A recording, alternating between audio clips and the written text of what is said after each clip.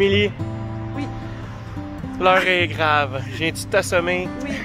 C'était pour ça que l'heure était grave? Non, l'heure est grave. Non, Est-ce pourquoi? que tu te rends compte? Il est 8h15. Oui. On se promène dans les rues qui terminent de s'illumer. Ça se dit pas en tout, ça. Ouais, on se promène pour une dernière fois dans les rues du centre-ville de Vancouver. Les lumières s'éteignent, la vie prend racine. Ah. C'est vrai que c'est triste comme ça. C'est vrai, hein, après 8-9 jours de voyage, 10 jours, tu c'est vas ainsi On que dirait que Terry finit-tu avec nous? Yes. Hey, il dit salut à la gang, genre! Ben non, sérieusement, il nous reste 2 heures. On se promène pour une dernière fois. On a quelques endroits qu'on n'avait pas découverts hier, malgré notre 15-16 km de marche. Surprenant. Donc, oui, on va essayer de se prendre un bon café, un petit déjeuner. Un petit café. Oui, Je vais dire à New York. Un petit café avant. à Vancouver. Pour finir ça sur une belle note. Pas de pluie, un petit peu de nuages, les couleurs sont belles et on poursuit et on termine ce voyage.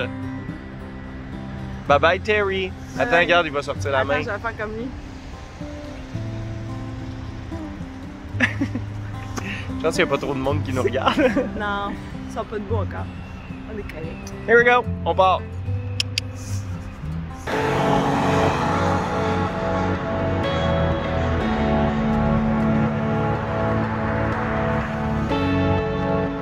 On commence notre journée autour des places sportives de la ville.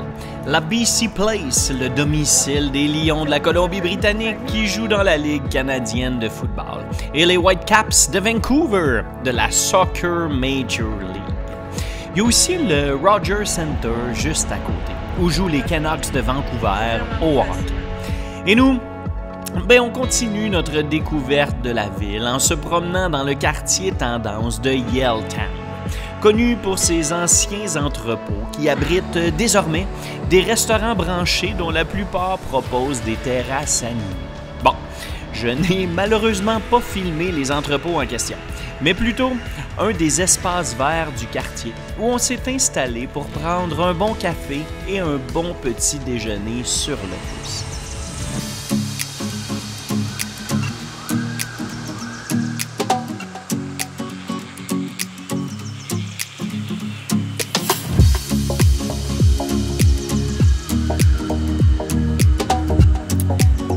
Et là, on continue. Toujours, encore et toujours, on marche dans les grandes rues, dans les petites rues de cette belle ville. On découvre différents quartiers, différentes places, jusqu'à ce qu'on se rende en plein cœur de la ville, dans le Robson Square, qui est bien installé en plein milieu de la ville et où on retrouve la Vancouver Art Gallery. Un monument remarquable de style néoclassique, construit de marbre importé des États-Unis.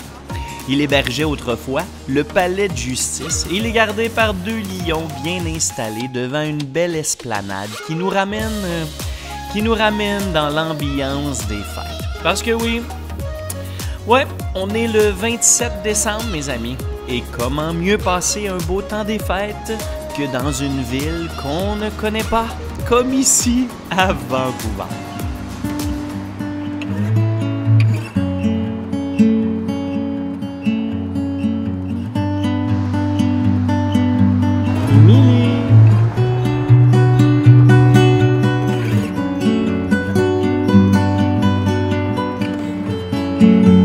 Fais ton move!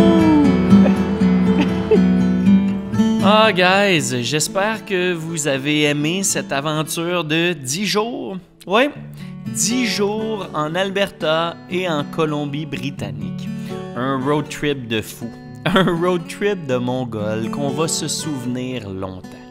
On a fait beaucoup de routes, on s'est amusé, on a ri beaucoup, on a fait plusieurs aventures, on n'a pas arrêté un instant et on a été intense jusqu'à la toute fin.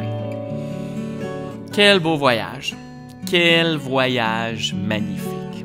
Sur ce, je vous invite à liker comme d'habitude, partager, commenter, écrivez-nous et cliquez sur un des liens Surtout celui en bas à gauche qui va nous amener à nos prochaines aventures. Ouais, c'est la fin de 2020, donc en bas à gauche, c'est une aventure de 2021. Et qui sait où on se retrouve la prochaine fois? Bye bye là. Ciao mes amis!